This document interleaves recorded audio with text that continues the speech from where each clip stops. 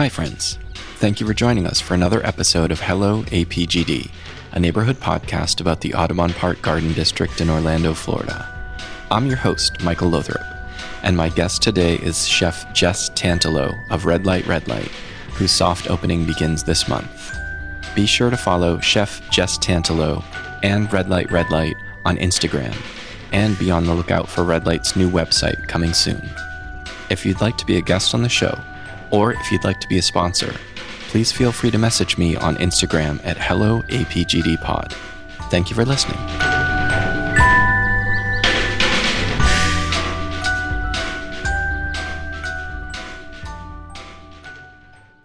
And with me today is Chef Jes Tantalo of Redlight Redlight, and also with us today is Gabby Lothrop, my wife and Jess's wife. Welcome, both of you. Welcome. Welcome to me and to you.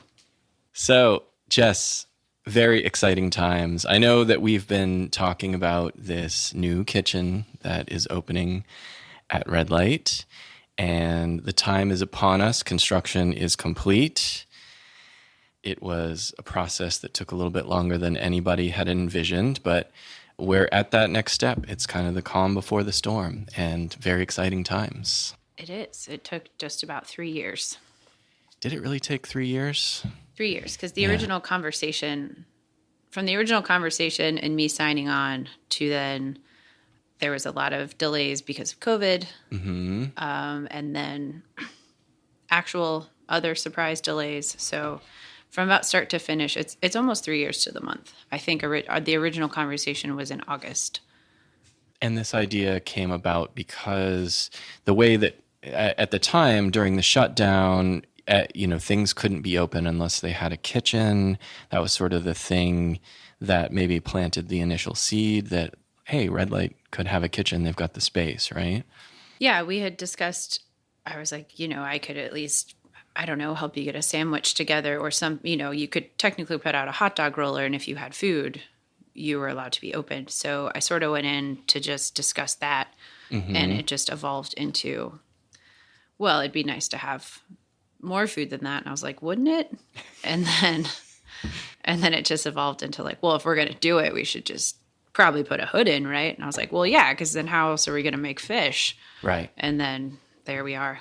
Yeah. So full kitchen with a hood system, with top of the line, everything, accoutrements. It's going to be a full on like restaurant / brewery / bar. Yeah. We want to stay bar brewery first with a kitchen. We're sort of hoping to keep that casual element and full service a little bit mixed together. So I don't know if we want to be fully referred to as a restaurant or not yet, because that's sort of secondary to the brewery, but because a brew pub is like one term for a place that has both food and drinks, right? Yes. So, I mean, we're going to evolve into real silverware, linen napkins, real plates, but it might, there's no hostess stand. There's no, some of the things that you equate with a more traditional dining experience. So sort of bridging the gap between the two. So you don't have to eat if you're there. You can eat. Yeah. It can be an entire dinner. It could be just a little snack-do, sort of get to create your own adventure. Yeah. Create your own adventure. I love it. Yeah, just trying to be that neighborhood spot that can fill your tummy. Yeah. I'm so excited. I know a lot of people are very excited, and there have been a lot of questions. So it's good that we're doing this. So you never have to answer these again. You can just point them in the direction of the podcast. I just sort of shrug my shoulders, and I'm like, yeah, there'll be things. Yeah, when people come in and ask you questions, even after you're open, you can just send them to the podcast. Right. And then tell them they can come back after they've listened to this full tutorial. Yeah. Well, I put that very informational sign up in the food window that helped a lot. Yeah. Tell me about that sign. Yeah, so it says, we still don't know, with a sad face. Like an exceptional sad face. Yeah. So that's been up there for a while, and it's really helped. It's helped explain pretty much everything.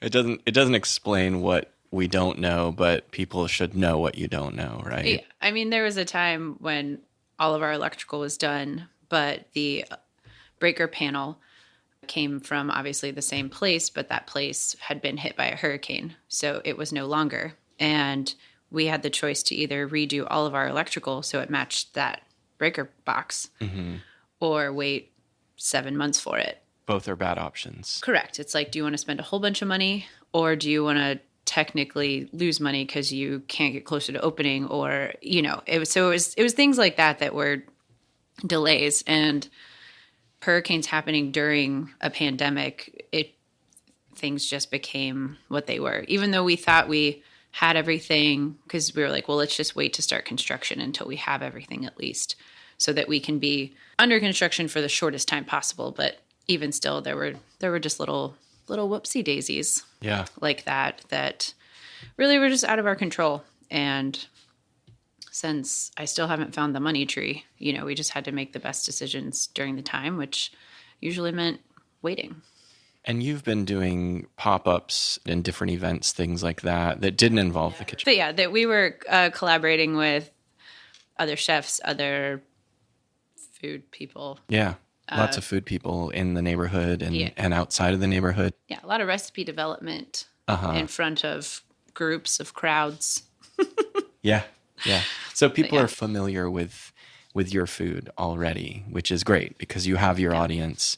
I know how stoked people are about this kitchen, and I know you are especially. Yeah, I am excited. Yeah, it's sort of going into it with not a structured plan, which is very unlike me, because usually if you know me, I already thought about everything 6 times and there's 4 lists about it.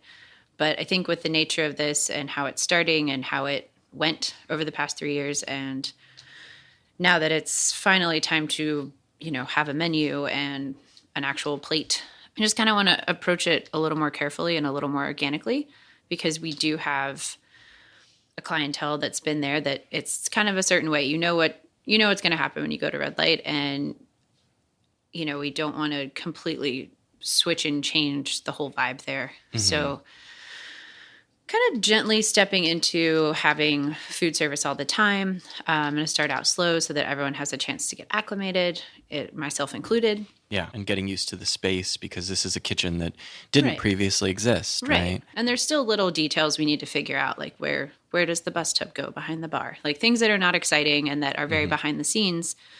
But also very important. Right. Like, how many roll-ups should we start with? I don't know how many covers we'll do, or, things like that is a part of anyone's soft opening. The worst sentence. Yeah, I don't know why there's not a better name for that. Opening. Yeah.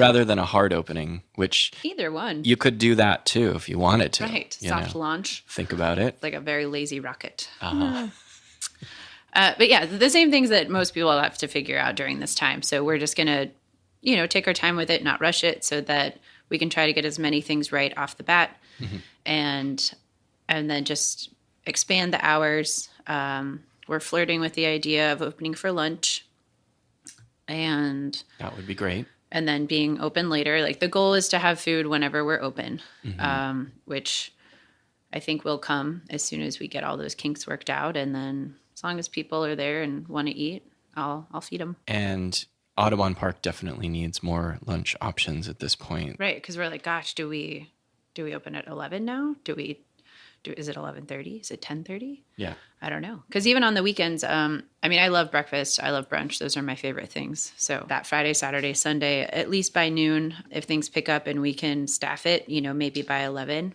and there's just different options. It's just such a great neighborhood, and there's always something going on and something that you can walk to and grab a little snack. We were actually trialing the coffee machine right before I came today. So expanding into coffee, maybe expanding to other NA beverages, like tea, that sort of thing, just so that there's a little more for everyone. It's a long time coming. So talking about kind of origin stories, we've known each other about a decade now.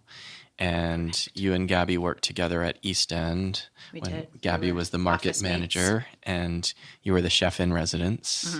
And so that was our first getting to know you back in the day. It was. It was a great day. It was. Yeah, I miss sharing an office with wife. but maybe someday soon. You never know. Right. Yeah. I mean, we shared a house. We were housemates for years too. We're quite close. We know each other pretty well, and we're big fans of you. So to have this chance to interview you, yeah, it feels like a real get. You know, I mean, I've only been asking you for 3 years now. So I've been doing the podcast for over a year, but I've been asking you to be on the podcast for 3 years. Yeah, that tracks. So before you came to East End, let's talk about North Carolina, where you were before. Yep, I was in North Carolina. Just before this, I was in Highlands, so working at a club up there. And I went there sort of on a hiatus because I was working over on the coast. I was in Wilmington. I was working at a club there. So there was multiple outlets, a big banquet facility. It was super fun. I went through a little country club phase there. But I feel like they're really incredible because, A, you have a bigger budget. You have a set audience plus guest audience. And because there's so many outlets within it, one minute you're making chili, the next minute you're doing some of the nicest food for an intimate wine dinner, switch it up and you're doing a catering for 800. So it was a great place to just never get bored, which is great for me because I like to do a bunch of stuff. Yeah. A little, which is why you do so many events and different things like that. It's fun. I like the logistical thought process through it, and not everything works out perfectly every time, but it's always nice. Yeah, you get to show your creative side and problem solving, and you can adapt to whatever, and breaks the normalcy of things, and the pace is going to be different, so you have to be prepared for it and everything, right? And because you're just making such a wide variety of foods. It's you're not just only doing super high end. You're not only doing comfort food. You're not only doing a boxed lunch. It just was all over the place, which I thought was fun. Yeah. So yeah, foot happened. That was a sad day. And then How did that injury happen? Well, on top of working, probably just 10 to 12 hours a week. That's really all chefs work.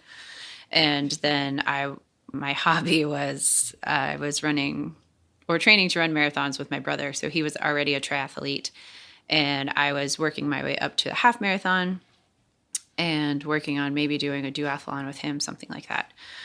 Anyway, I've sort of had a bit of a crooked toe, and I went to a doctor, and he was like, I could do a little surgery on it, straighten it out, because it was pulling sort of where your arch is, and it was giving me a lot of pain. So something about running 10 miles plus working 90 hours a week, my foot was not enjoying that, which is weird.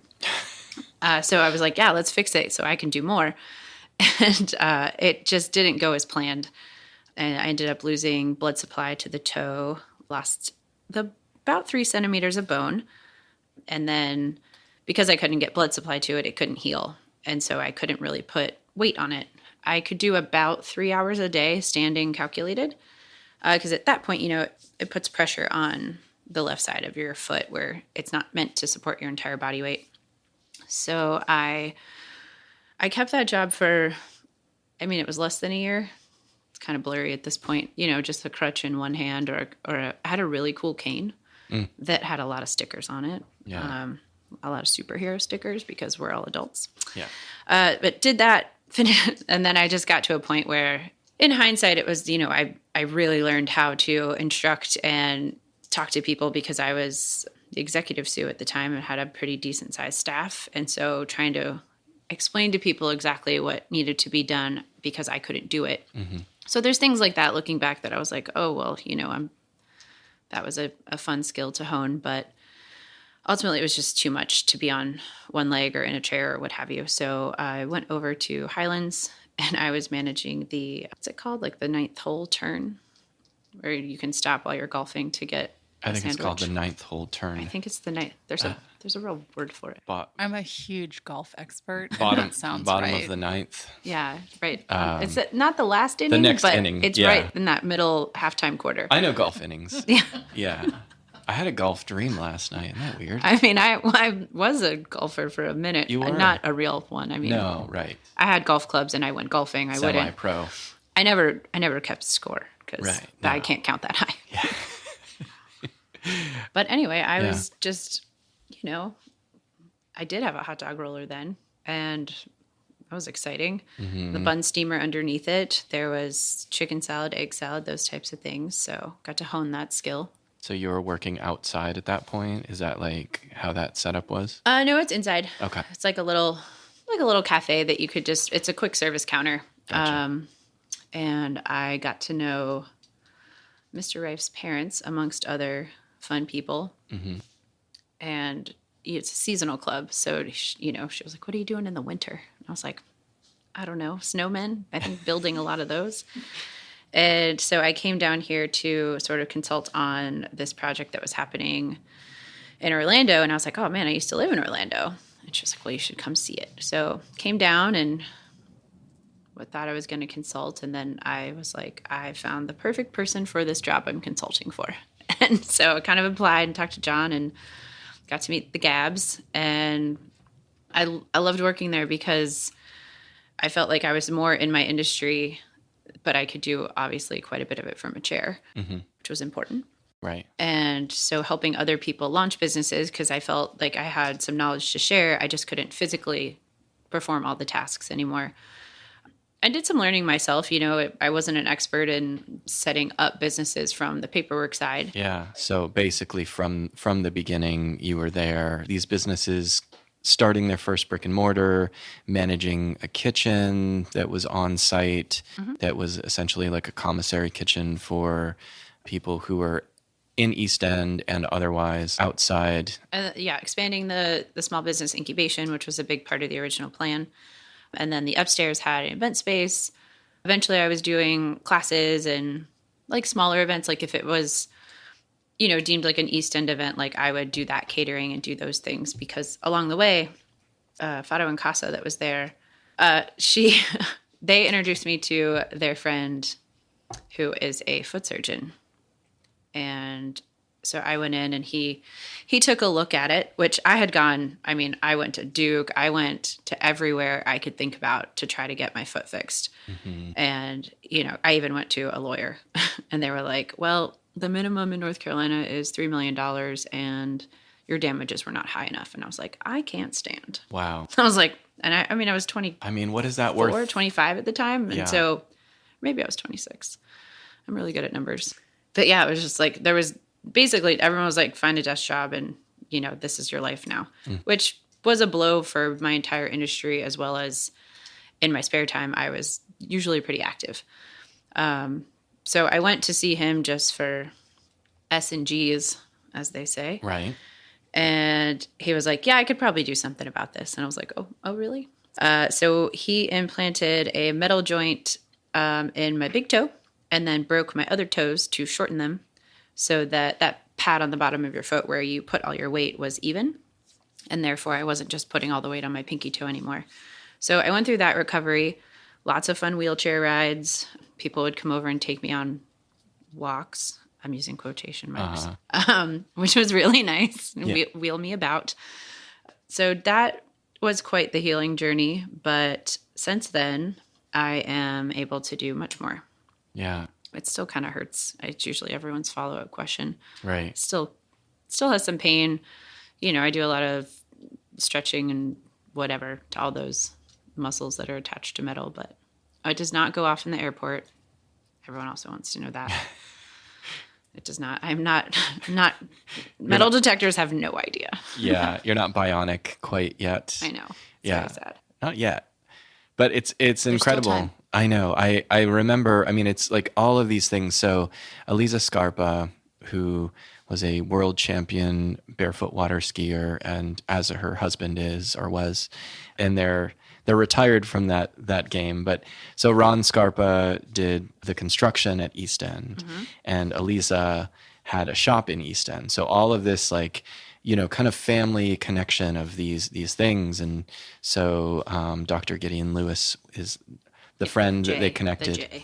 Gideon J. Yes, he has the family practice, and then you can't get him switched. So you're back on your feet, and you're able to be the chef that we all know and love because of this thing, right? And it's he needs like a plaque. He's incredible. and like the aftercare with him, making sure that it worked. And, I didn't think it would work. I expected some improvement. I didn't expect that I could really get back to the way that I am, Yeah. So it's pretty incredible. I owe him a lot. Yeah. And that's part of kind of what this community, I think we bring it all together. I remember you did the fundraiser in East End's event space. Yeah. It was so fun. It was called Best Foot Forward. Yes. Best foot forward. I mean, I hate puns, but I yeah. allowed it. Right. JK. Yeah. I love puns.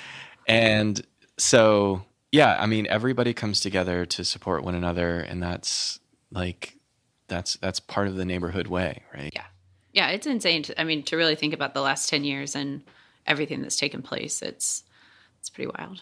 Yeah. You've been so crucial to the development of the food scene in Audubon Park in Central Florida, Orlando. Well, that's very kind. And it's very true, especially the guidance that you were able to impart in the kitchen there at East End, the commissary kitchen. So many chefs came through there before they opened up their brick and mortars. They were doing recipe development, R&D, testing things out. And you were able to teach some things as well while you were there. That was kind of all part of the job that maybe wasn't expected initially, but yeah, it's like you kind of helped grow the food scene here. Well, thank you. Yeah. Yeah, I had a lot of fun. I always enjoyed the classes. I feel like anytime someone can become a better cook was always fun. I feel like even just the knife skills classes, and people would call and be like, I cook way more at home now because I know how to cut an onion, or I didn't realize how important sharp knives were. Just it was always very fun to make sure that you just have the option to cook. Yeah. Home cooks. Yeah, it's like the techniques, it's some of the ingredients, it's some of the things that you add a little extra to it because there's something that is made from scratch, like a seasoning or something like that, like a citrus salt, or there are all these things that you love to do that make it elevated to a point where you've won a lot of awards. You were just on a television show that you love to talk about. I would say a lot. I mean, so many awards. A soup award, right? I did win a soup award. I won 2 soup awards if you're going to get, 2 soup awards. Just, yeah. It's 2 different soups there. I mean, it's not a fluke. Like I had to get a bigger house just for the accolade wall of just, right. Oof. Yeah. That's not true. Jess lives in a tiny house. It's a very small but house. She does have a lot of awards. I don't know that that's true. So, yeah, it's definitely true. I've seen them. Let's see. What are some of the things that you're very excited about now that we're at the opening stages of Redlight? Obviously, you've been thinking about it, but as you said, you don't have the plan kind of formalized yet. Mm-hmm. What are some of the things that you're really excited to kind of get going and for people to experience for the first time? Excited to just link back up with a lot of the farmers and, the bounty of Florida, mm-hmm. and just having some set things on the menu. Again, not reinventing any wheels, but just being able to use the seasonal stuff to support everyone in the community. I mean, obviously, the Monday night market's my favorite thing. Yeah. I go almost every Monday unless I'm out of town or something. But, just supporting other people doing things and keeping that going and continuing to support Redlight so it can move forward in Redlight's way. Mm-hmm. I'm just happy to see that brought back and maybe the fresh energy into the space. Because there's still a few more things we're going to work on. We're going to be putting in like storefront doors where the back door is so that there's some natural light, mm-hmm. and just making it just a place you think to go often. It can be a special occasion spot. And I know so many people, it's where they met their significant other or, things like that. And it just holds a special place in a lot of people's hearts. And just being able to add food to that, I try to just make things that you feel good after you eat them, whether it's because it was that comfort food thing that just really rounded out your day or because it's just genuinely good for you. And just kind of keeping that going and that practice. And, and hopefully being able to work on, making it a place where everyone can work and have a life balance. As much as I love working all the time, I know not everyone does, and I don't expect people to. So I think trying to dial that in, and hopefully in a way where we can all have that work-life balance while exercising creativity and just continuing to expand really everything that's already happening over there and support the neighborhood. Yeah, which is, I mean, these are such important things to think about, because another chef that might be opening a restaurant may not think about that first, how people are going to need to have that work-life balance, not work them to death. And it's difficult because, Sure. the margins are small and there's a lot of work to be done. And, and wanting to build a scratch kitchen, and then that takes time and effort and, the balance of it. And we don't exactly know how to accomplish it, but it's definitely at the forefront of Brent and I's mind, because he wants to be able to go home and see his kids, and I want to be able to come see my wife. And yeah, exactly. Yeah. And so just hopefully that is something that we can accomplish together, and, have some wine about it. Have some wine about it, indeed. On some Wednesdays. of the best $2 wines. off. Yeah, Wine Down Wednesdays. So what kinds of things are going to be on the menu kind of all the time versus obviously you're going to be doing very seasonal, what's coming off of the farms in the area, what's in season in terms of local fishing and all of that. But what kinds of staples do you think you're always going to have on the menu? I'm hoping that the cabbage stays. I have a mild obsession with cabbage, or maybe a moderate to high obsession. As we all do here, I think. We share that. This is a pro cabbage One household. of the many things that we share. The brassica family, I'm hoping that those vegetables stay. The cabbage dish, and I think as far as the bar food vibe goes, the party melt is a pretty strong winner. And I kind of want to keep soup on the menu, because I'm one of those people that eats soup all year long, and it's not really related to my award. I liked soup before that. And many people have never had an award-winning soup. So have you not been to Panera? Well, that's a good point. JK. You should probably definitely air that. Yeah. But I think the cabbage dish, seasonally, the things like okra and eggplant and, just everything. If I could just make vegetables all day, I'd be happy. The fried smoked mullet is a real favorite. I really never get tired of that. That came from the Long Jes Silver's event that we did. And so, just keeping that on. I love shrimp, so usually always have something with shrimp on. And outside of that, I don't know, we'll see. I hope everything just becomes brunch all the time. One of the things that I think is a really cool melding of you and Brent of Redlight's interest is this kind of like fermentation obsession. Oh, yep, the ferment fries. Yeah. Yeah. So if people have, some people have not had the pleasure of eating the fermented fries yet, but yeah, and they were born again out of necessity, because there's not a freezer there, and and then doing fresh cut fries, I was like, well, I don't really have a refrigerator either to store that, so hand cut the fries, and then they get 2-day ferment with onions, and then do your normal double fry, and they just take on the flavor of the onion and sort of that a little bit of funk to them that just makes them a little bit different. And so things like that, with just things that are a little bit different. So keeping that going, and other ferments, I think, that's where we cross paths a lot in his beverage world and the food world, and hopefully getting some more crossover with that. I think when he does the oyster goes, and I picked all the oysters out and pickled those, and that was a delight because, they only pop in there for a few minutes and then they were perfectly cooked. And I was like, well, time to pickle them. And Brent's oyster story is very good. That's how we met. As he offered to show me how to shuck an oyster at a party.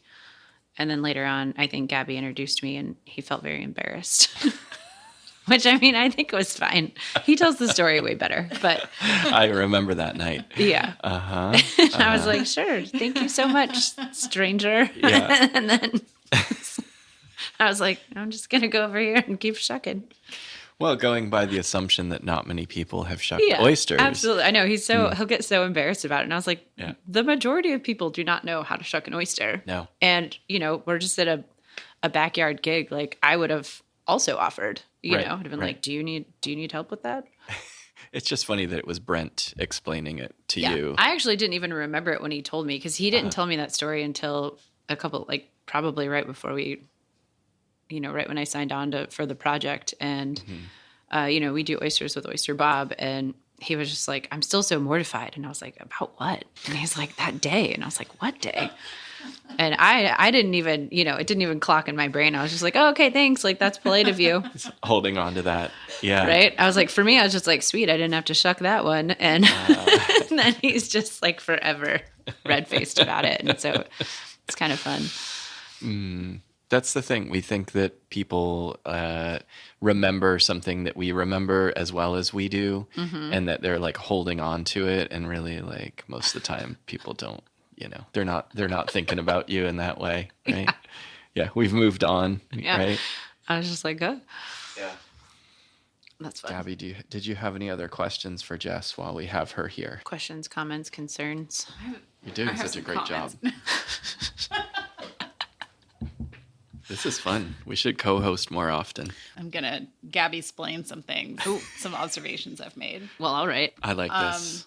I think one of the reasons that you have fit so beautifully into this neighborhood and this food community is that you are very open, that you come from such a diverse culinary background. And because when you see opportunities to step in and help or collaborate, you take them. And I think about when you were doing fish tacos at the Monday night market at Audubon, and it was just like, right? Yeah, I think you just, we have a great relationship with our friend Cynthia, the fishmonger, who's been on this podcast as well. And Of Wild Ocean Seafood. Mm-hmm. And I don't exactly remember how it all unfolded, but it was kind of like an opportunity for people to better understand what was available locally, and sometimes was not the most expensive fish, but and was more sustainable to bring in and more affordable, but people were afraid to use it, and you got to flex your culinary muscles and do something fun and casual. And I see that a lot with you and a lot of the different kind of food businesses and other local businesses that you collaborate with. And I think that's a really important part of why you have become so beloved and sought after here, because you do see those opportunities and you create these amazing new relationships and these wonderful flavors, and you take those opportunities to introduce eaters to new ways to experience food. I think it just keeps things really exciting, and I am very excited about what you're going to be able to do with your own home base. I'm pretty excited to not be under a tent for a while. But what's wrong with that? I love it, but also, well, thank you very much. That's also very kind. But yeah, I didn't get into cooking to be alone. So collaborating with people is it's more fun to work on a dish together and play around. And yeah, I think not being under the logistical constraints of can we do this in a parking lot should be exciting. I'm actually going to have to really switch my brain because it's been in event mode and pop-up mode for so long. And it's like, what can I do quickly on this piece of equipment for this event that's going to have this theme or what have you. So it's custom menus for 10 years now. There's very few things I've gotten to replicate. And so it'll be exciting to sort of expand on that, knowing that I have the equipment that I have, and even down to simplifying shopping, because I can order in bigger amounts of things and run it more than one day. And you're not relying on the weather to cooperate. Right. You're like not having to factor that in. Oops, I didn't think, it's like, it's always a guess. It's like, do I make like 20 of these? Do I make 100 of this? Like, because you don't want to sell out and disappoint someone, but then you don't want to have to fiddle around with leftovers. But, now that it's running all the time, I think it'll be much easier to sort of manage those things, but it'll be a switch. I'm excited for it. I mean, in no way do I want to stop custom menus and those things. Like, I'm excited to get into beer dinners, wine dinners, special events, those things, because it is fun for me to do that. But it'll be nice that it's not the only thing. You make it fun too. Oh gosh. I think I wanted to add that because I think Gabby left that out, and that's such a crucial thing. Make it fun. You are so fun. Cool of me. You're I'm a little silly. You're such a fun person, and I see that with events that you're working, even when you're in the weeds. It's like you just Smile always. I know you've got it down, and Oh, thanks. Of course. I wanted to mention, without getting too like personal or sentimental, just in 2020 when we did have health problems. I had kidney cancer, and Gabby had connective tissue disease. It was very rude of both of you trying to die on me in 1 year. We did have our brush with death in the selfish. same quarter at the end of 2020, and you were there as a friend in just so many ways, and just like the fact that Gabby had to change her diet up to make sure that the treatment was working to get her back in good health, which she is now. And so much of that we really do attribute to your being there and assisting, because finding healthy foods that don't cause inflammation, going through the elimination diet, like figuring out what things should be kind of off the menu for the situation that we were in, it can't be overstated just like what a profound impact that had on our lives. And I wanted to say thank you in this. You're very welcome. And I mean, without that, you wouldn't have found out that you were a little lad that loves berries and cream. That is true. We did find our obsession with cashew cream. And it's like the one recipe that I can make. Yeah. I mean, you really stepped up to the plate there. Thank you. Yeah, we got to collaborate in the kitchen, which like I am very unskilled in the kitchen, and to have an opportunity. Well, I can't make a frozen pizza, but you can. I do have those skills. That's true. I am terrible at convenience food. I will ruin it. Yeah. Because I'm just like, I know how to make a noodle, but it turns out it's all different, and it's not my strong suit. I can't get it down. What is it? Yeah, I think so. Okay. I just don't know. It took me years to be able to like make Annie's mac and cheese, but I do it like I do it now where like I measure the water of the noodle, put everything in, and boil it all together, because any excuse to skip using a colander. Colanders are so annoying to clean. They just make me crazy. Mm-hmm. And so they can be dangerous too. So dangerous. Yeah. Are they? If you're trying to hold it and it's too heavy.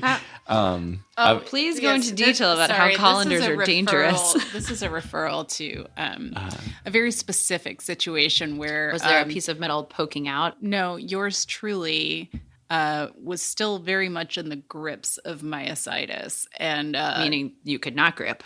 I did not have a lot of grip, and it turns out that I was not in a position to be holding a colander while pouring I see. hot liquids. And did a whoopsie doozy? Yeah, so I think just all the pasta ended up in the sink. Yeah, it was a bad night for the pasta for us.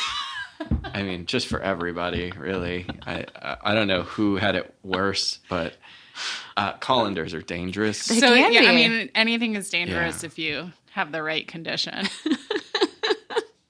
That's true. So yeah, going back to what Mike said, thank you for all those months that I couldn't even hold a knife. Yes, of course. I would do it all again. Eat so well. Yeah. Lentils. It was fun.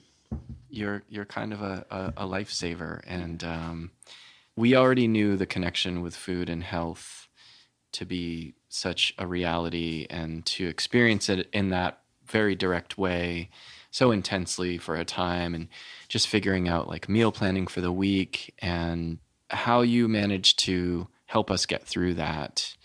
It was so monumental, and I could go on and on about it, but I will not. Berries and cream. But all is to say, Jess, that you're very magical. We're not the only people that think that. Misty also thinks that. She's staring at you. She's very upset I'm not petting her. I know. This entire interview, she's just staring at Jess. She's going to be more, I mean, that is the one sad thing, that now that we're legally open, we can't have pup dogs in there anymore. Right. So yeah, hopefully we can get that back patio a little more luxurious, and still welcome our furry friends. Oh, we'll party outside for sure. We'll be there. I mean, in this weather? Uh-huh. Betcha. Absolutely. Yeah. So by the time this airs, I think people will be experiencing your food. Yeah. Hopefully we're rocking and rolling slowly but surely, and then continue to expand. Well, Jess, thank you again so much for taking the time to be here. The website and social media, it's all tied to Redlight, right? Yep, we have a new website coming hopefully soon, and but you Excellent. also have an Instagram for Chef Jes Tantalo, Yep. right? Yep, People my wanna very see your- poorly managed Instagram is there, and then obviously Redlights. So if anyone wants to manage my Instagram, just come on out. So many Do you pay in opportunities. food or Yeah, whatever payment you would like within reason. Maybe some soup. How do you feel about cabbage? award-winning soup? Award-winning fermented cabbage soup? Just kidding. That's just hot sauerkraut. Which I'm not opposed to, Right. in any way. Right. Yeah. Let me look at my notes and make sure that I didn't. I actually took notes. I mean, yeah, I thought about this. I mean, how do you interview someone that you already know so well? I know it's a difficult thing. And I guess it's weird to tell yeah. you things you technically already know. I know, and for me to act surprised. I mean, I do have one question for you that Yes. I have Oh, a burning please. desire to know. Okay. And it is, how often do you get a perm? It's Because I've been considering one myself, and I just didn't know what the upkeep was like. it would suit you. I think that maybe. Yeah, I'll send you the information from All right, my perfect. person. 'Cause So I'm just curious. I can't give my secrets away though. Yeah. I knew it. Yeah. That was another fun part of being at East End, is that, I was also free to do my own small business incubation. So tried some things out and was able to do some offsite catering or in-home catering, which was always, again, it's just fun when someone calls you and they're having a celebration, and to be able to tailor the food to exactly what they're thinking. It was always super fun. So hopefully I'll still get to do that a little bit. Yeah. And cooking in home kitchens is always a fun challenge. You don't really know how other people's stoves are going to work. Yeah. So probably can't make frozen pizzas in those either, though. Not good at that. Do people ever call you for chef jobs at their house to make frozen pizzas? No, but we almost started an on-demand hollandaise business back in the day, where you could call, and within 30 minutes I would come and make you hollandaise for, your brunch needs, your lunch needs, your dinner needs. What would that be called? I don't know, but it makes me instantly sing the Madonna song. So unless you want that to be recorded. Yeah. But anyway, I'm still considering starting it. It's a pretty viable business. I bring the eggs, the butter, Yeah.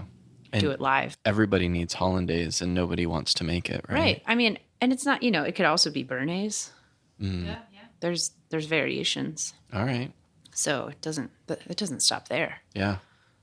Everybody needs a side hustle too, right? Right. Especially when you're only working 10 to 12 hours in a kitchen Yeah. every day. And then what are you going to do with the rest of the day? Right. Right? On-demand hollandaise. Yeah, that's only like half the day. So you got the other half. All right. Well, Well, maybe a little more difficult now that the price of eggs and butter have But, it's market price hollandaise. We make our own eggs here in the backyard with our crazy chickens. So, they're very dysfunctional right now, but we sometimes get eggs from them still. That's nice. That's nice of them to contribute. Sometimes, yeah. Occasionally.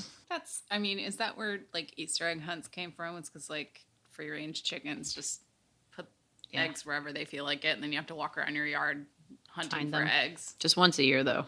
It's just one big haul. It's all the time. Yeah. It's gotta be. Well, one thing we didn't talk about is how you got into food initially. Like, what's like your first memory of a dish that changed things for you? Or was there something, was there a time, was there a meal or somebody that was cooking that you're like, that's something that I can see myself doing? I remember specifically the day that my dad was teaching me about garlic. Mm-hmm. Because we would always make like a garlic spaghetti like every Sunday. It was always like a big traditional breakfast, and then all the football, and then garlic spaghetti. I think it's aliolia, but I'm not going to pronounce it right. Mm-hmm. So obviously my job was to peel the garlic because that's the worst job.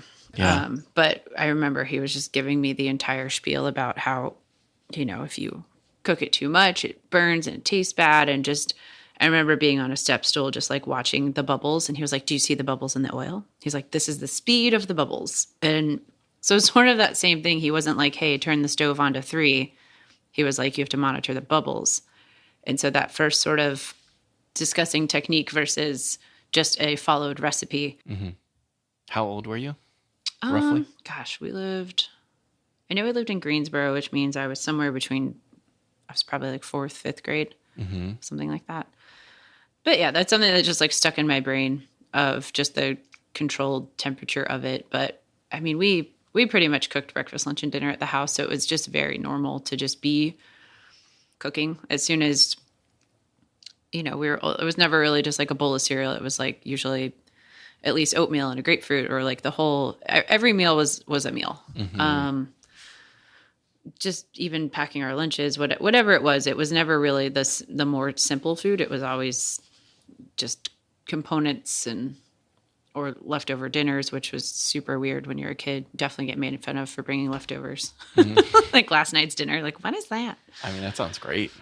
I loved it. Yeah. I mean, I was thrilled. Mm-hmm. We never did like a kid's menu thing. It was just, but we were always cooking at home, and you could either eat that or you could go to bed. Mm-hmm. So I think, but I don't remember being a very picky eater, except I remember there was a curry my mom used to make that I would literally have tears in my eyes. I hated it so bad, which is so weird because it was like a lentil curry too. And I mean, lentils are arguably one of my favorite things. Mm-hmm. I mean, beans are my very favorite things, but I couldn't even tell you why I didn't like it because, it was delicious. Yeah. But at the time I hated it, and I would cry when I would come home and like smell the curry because I liked other curries. I don't know if it was. Did you feel like you could have made it better though? Is that what it was? That was it. I was just like, Mom, seriously, what are you? Yeah.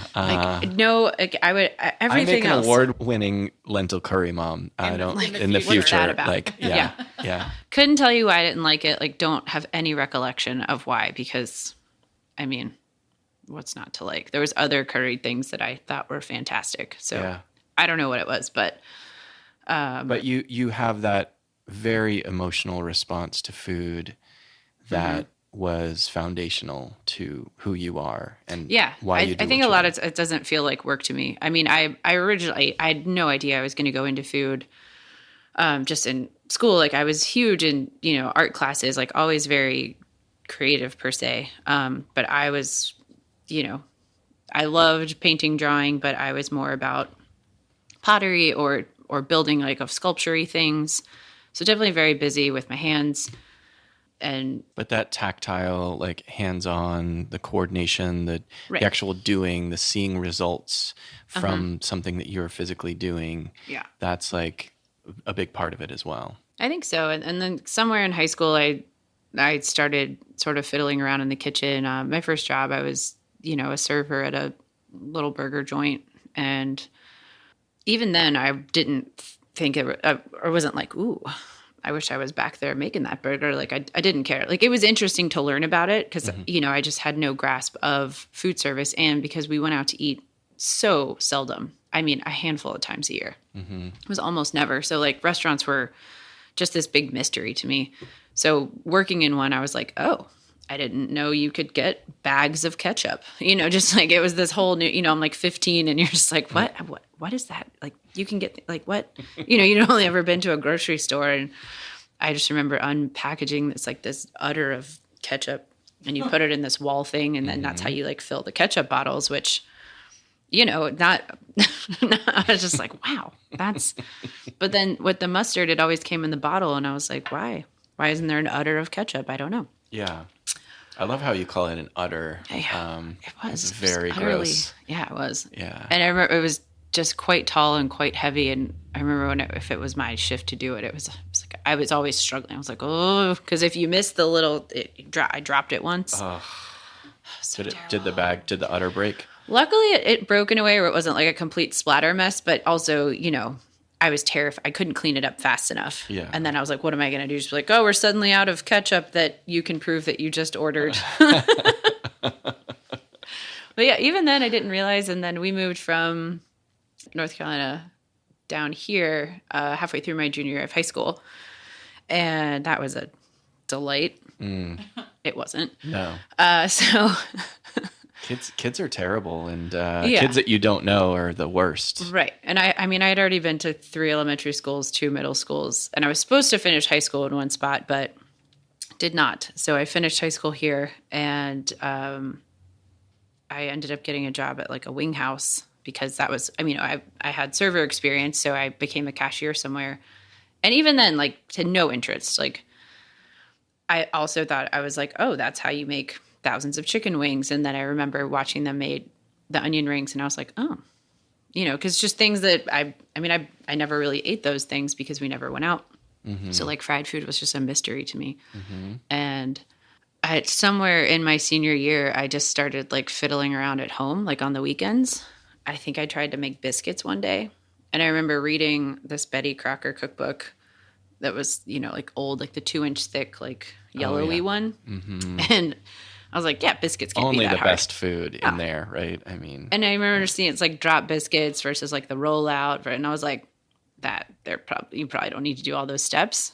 So I remember like I made like a weird, like a pancake situation. I was like, it's all got the same stuff in it. Yeah. You know, I was just like, a different shape. I was like, I don't think I really need to go through rolling this out. Like, anyway, it was disgusting. It was a disaster. And I promptly, I think I threw it away. And then also was like, well, Mom's going to notice the missing flour. But, and then there was just this like switch that happened where I stopped sort of doing all of the art world things I was doing and began fiddling in the kitchen more. And then I just couldn't really stop. And I don't know. And then I was waiting tables somewhere else and decided I was going to culinary school. And I couldn't tell you the pinpointed day. Like it's all a blur. And then all of a sudden I was just trying to get into the back of house. And then I made the biggest financial mistake of my life going to culinary school. Yeah. Why is that? I mean, it's just... It was unnecessary to where you were going, or... I mean, it's just crazy expensive. And I got trapped in one of those like crazy Sallie Mae loans where they're like, we can make the interest rate whatever we want. Are you cool with that? And I was like, yeah, I'm 18. I know exactly what that means. I'll sign. But, you know, it was great for networking. It was great because you get to make everything once. But then, you know, you still don't really know what you're doing. But I was lucky enough to work with some chefs that did. And yeah, I couldn't stop once I started. And even when the universe decided to stop me. Yeah. And they were like, you sit in this chair. And I was like, I don't want to. Could not be stopped. Could not. Clearly. Couldn't do it. So hopefully it still works and it's still fun, but it hasn't lost its fun yet. Like I'm one of the, you know, I still cook at home, but that's because I have the time. So we'll see where that goes. But yeah, it's just fun. It doesn't feel like work to me. That's the goal. I mean, if you can find that thing and make a living out of that, something that you love that much and that other people appreciate, and it kind of sort of that loop. It like feeds, it gives you the energy that you need to keep doing it, and you're drawn to it so much that you'll just keep doing that forever. Hopefully.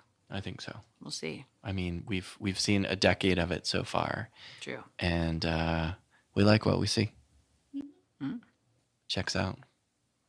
Well, Jes, again, this has been a real pleasure and very awkward also, just because we know you so well. It's very weird. So weird. Even just talking to you in this way. Like, you already know this answer. But I'm also very forgetful, so some of those things I think were it's like a refresher. all the chemicals, too many perms. I think maybe it's you should maybe should I lay stop off. getting perms? I don't think so. Okay. But should I try a different hairstyle? I don't know. Maybe. I did have dreadlocks once, and it was very Don't do regrettable. that. Yeah, don't do that. I mean, if I could take it back, I would. I'm getting the look from Gabby. Yeah. I just, the yeah. So, did you have any other questions for me? I don't think so. That was just the one. Yeah. The Gabby, one do you have burning any questions question for me? For you? Yeah. Is there anything you'd like to know about me? I'm married to you. I know everything. Yeah, but all right. I know most things. I would Right. say, arguably. I know, it's true. Well, I think this is a good wrapping up point. And so everybody go to Redlight Redlight and eat Jes's food and say hi to her in her little kitchen window. Mm-hmm. Drink some of the beer that they make there. Yeah, drink their delicious beers that they brew in-house. I need to do a new ad for Redlight, in fact, now that Redlight is a sponsor. It doesn't sway my opinion one way or the other on this. You know, I'm very neutral about this podcasting thing. Right. But yeah, thank you for Redlight sponsorship, and we look forward to seeing you there. Yes. It checks out. Correct. All right. Well, we'll see you around. Okay. See you. Okay. Bye. Bye. Bye-bye then.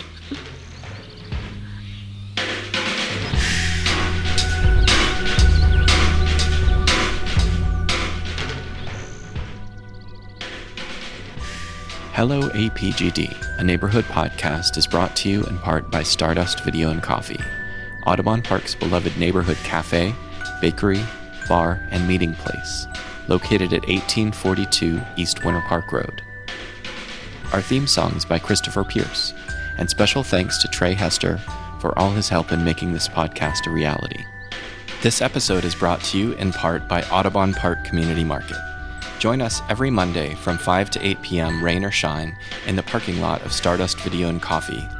This weekly gathering of makers, farmers, gardeners, fishmongers, ranchers, artisans, entrepreneurs, neighbors, and friends brings the very best of Central Florida to you every week. We do hope you enjoyed this episode. If so, please click subscribe and leave a review if you'd like. We'll see you next time.